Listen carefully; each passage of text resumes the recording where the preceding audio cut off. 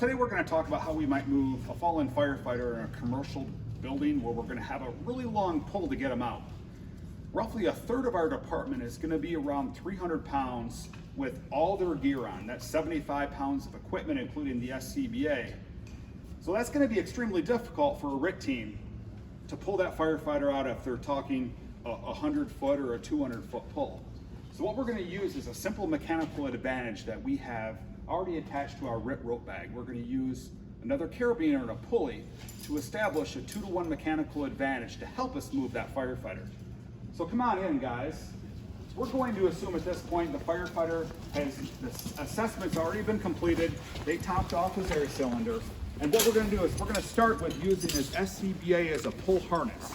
So we're going to disconnect his waist belt and we're going to configure that between his legs so we can use that SCBA to pull the firefighter.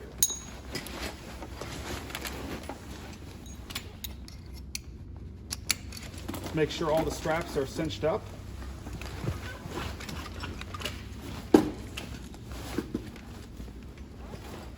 Ready.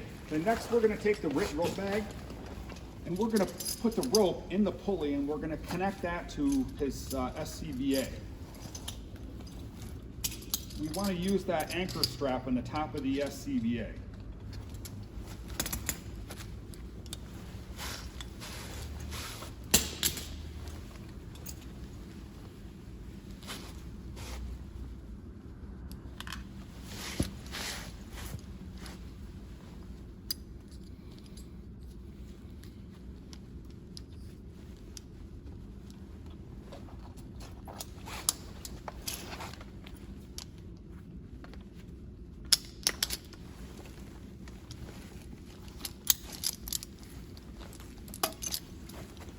Okay, now 2 of the team members are going to head off at an anchor point, and preferably we want a straight pull, but this other firefighter that is also on the team is going to stay with the victim. So as they're pulling the rope, the third firefighter, the third RIT member, can help maneuver that firefighter around obstacles. So now they're going to take that rope RIT bag and the end of the rope to an anchor point.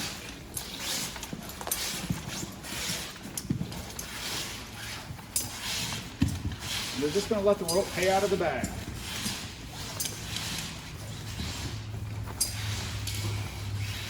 We're going to connect the wooden end of the rope to the anchor point.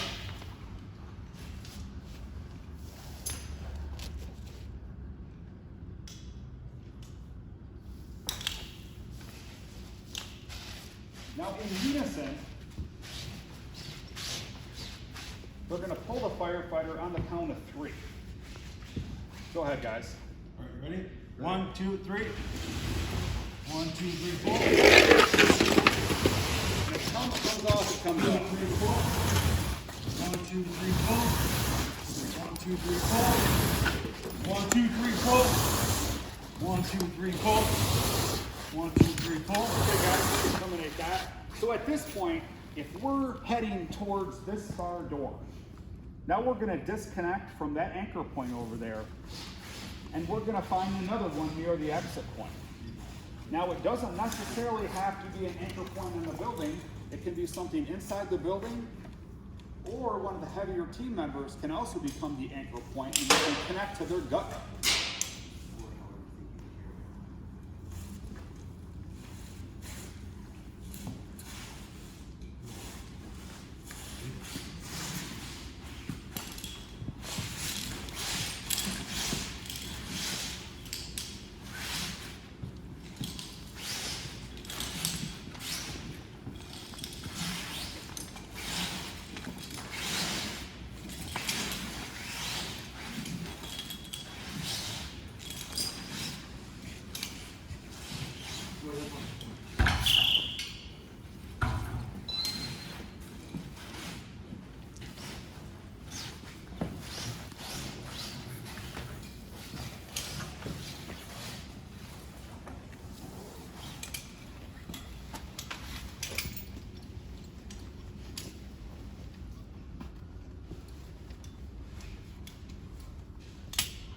As you can see here, they chose an anchor point that's as close to the door as possible.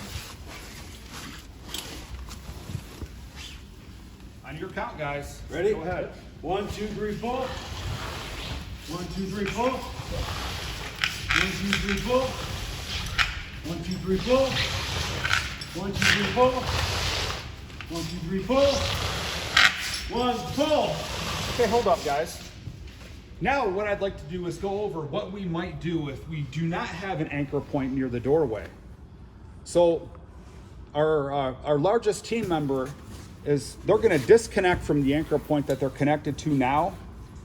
And the largest team member is going to connect the end of that rope to his gut belt.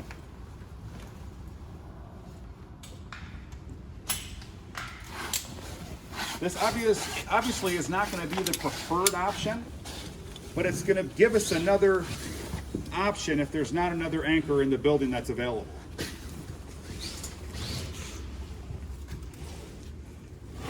Now they both can still pull on the running end of the rope at the same time. Ready? On your count. Ready, pull. Ready, pull. Ready, pull. Ready, pull. Ready, pull. Ready, pull. Ready, pull. Ready, pull. Okay, guys, let's move a little closer to the door and finish this off.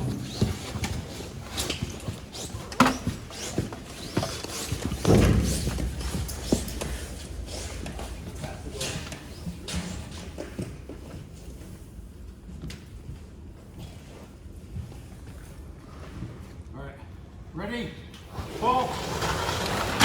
Pull. Pull.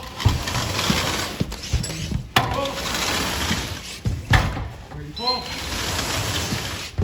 Ready, pull. Ready, pull. One more. Ready? Pull. Okay, Pull. well done.